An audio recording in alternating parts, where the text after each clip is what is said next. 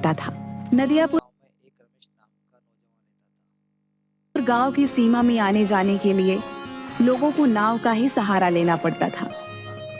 बसंत एक सीधा साधा नाविक था। उसके परिवार में उसकी पत्नी और एक बूढ़ी माँ थी। बसंत बेहद गरीब था। बसंत के ऊपर नदियापुर गांव के लगभग सभी लोगों का कर्जा चढ़ा हुआ था।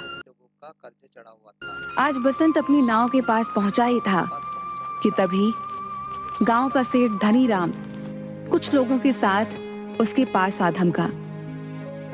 बस बहुत हो गया, अब मामला बर्दाश्त से बाहर होता जा रहा है। समझ गया? पूरे 6 महीने हो गए मुझे बेवकूफ बनाते हुए तुझे। आज मैं अपने पैसे ले जाकर ही रहूंगा, समझा? मुझे कुछ दिनों की मोहलत और दे दो सेठ जी। आप तो जानते ही हो कि इस वक्त धंधा कितना मंदा चल रहा है। अबे तेरा धंधा कोई मंदा नहीं चल रहा। सच तो ये है कि तू मेरे पैसे देना ही नहीं चाहता। नदियापुर गांव में आने के लिए और जाने के लिए नाव का ही सहारा लेना पड़ता है। ऊपर से ये इलाका टूरिस्ट इलाके में भी आता है। सैलानियों की कोई कमी नहीं है यहाँ पर। तेरा धंधा मंदा कैसे बढ़ सकता है बे? सेठ जी, सारे गांव वाले जानते हैं कि मेरी किस्मत कितनी फूटी हुई है। मैं बड़ी मेहनत से पाई पाई इकट्ठा करता हूँ, लेकिन वो पैसे किसी न किसी वजह से मुझसे खर्च हो जाते हैं। बसंत पर सेठ धनीराम बसंत का मजाक उड़ाते हुए अपने लोगों को देखकर बोला, रे सुना तुम लोगों ने? ये बड़ी मेहनत से पाई पाई जोड़कर रकम इकट्ठा करता है और इसे खुद नहीं पता कि इसके पैसे कहाँ खर्च हो जाते हैं बे? इतना कहकर धनीराम गुस्से से बसंत की ओर देखकर बोला, ये क्यों नहीं कहता कि तू एक नंबर का अय्याश है? सारे पैसे अय्याशी में खर्च कर देता है।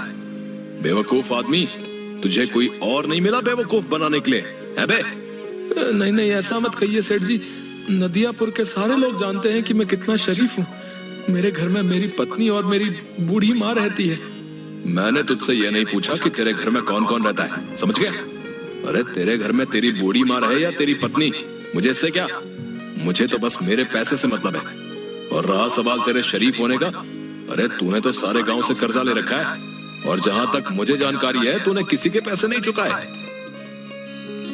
मुझे थोड़ी सी मोहलत और दे दीजिए सेठ जी। मैं वादा करता हूँ कि मैं आपकी एक एक पाई चुका दूंगा। ठीक है, लेकिन इस बार मैं तुझे 10 दिन से ज्यादा की मोहलत नहीं दे सकता। 10 दिन के अंदर अंदर अगर मुझे मेरे पैसे नहीं मिले ना, तो मैं तेरा मकान तुझसे छीन कर तुझे धक्के देकर तेरे मकान से बाहर निकाल दूंगा। समझ में आ गई?